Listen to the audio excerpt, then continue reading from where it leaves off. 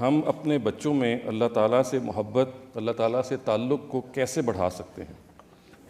یہ آپ جو چیز بھی اپنے بچوں میں پیدا کرنا چاہتے ہیں سب سے پہلے وہ اپنے اندر پیدا کیجیے۔ بچے کو ماں کی محبت، باپ کی محبت، نانی کی محبت، دادی کی محبت، یہ سب آپ پیدا کرتے ہیں نا، اس لیے کہ وہ آپ کے وجود سے ظاہر ہو رہی ہوتی ہے، آپ کے رویے سے ظاہر ہو رہی ہوتی ہے، آپ کی باتوں سے ظاہر ہو رہی ہوتی ہے، آپ اکیلے بیٹھے ہوں تو ظاہر ہو رہی ہوتی ہے۔ تو ایسے ہی اگر اللہ آپ کے لیے ایک زندہ ہستی ہے، ایک حی اور قیوم ہستی ہے، اب وہ آپ کی زبان پر اس کا ذکر رہتا ہے، آپ اس کی طرف سے جب حی علی الصلاۃ کہا جاتا ہے تو سجدہ ریز ہونے کے لیے اٹھ جاتے ہیں، اگر آپ کو خدا ہر وقت یاد ہے تو آپ کے بچے تک بھی اس کی محبت پہنچے گی۔ آپ کی اپنی زندگی میں اس محبت کو ظہور پذیر ہو، باتوں سے نہیں ہوتی، وہ آپ کے رویے سے ہوتی۔ آپ کا کیا رشتہ ہے اللہ تعالیٰ کے ساتھ، بچہ تو اس کو جانے گا۔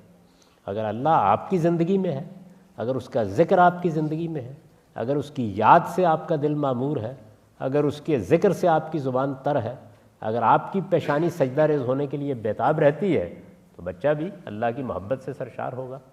پھر جب وہ ذرا بڑی عمر کو پہنچے تو اس کو اللہ سے متعارف کرائیے، اور اللہ تعالیٰ سے سب سے اعلیٰ تعارف کس چیز سے ہوتا ہے؟ اللہ کی کتاب قرآن مجید سے۔ وہ ہم بچوں کو بے سوچے سمجھے پڑھا کے فارغ کر دیتے ہیں تو کہاں سے اللہ کی محبت پیدا ہو؟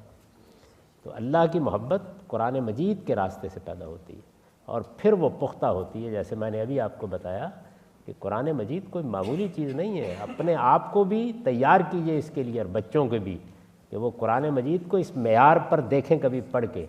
یہ دنیا کی تنہا کتاب ہے جو دنیا کے سارے علم کے مقابلے میں 14 صدی سے کھڑی ہے۔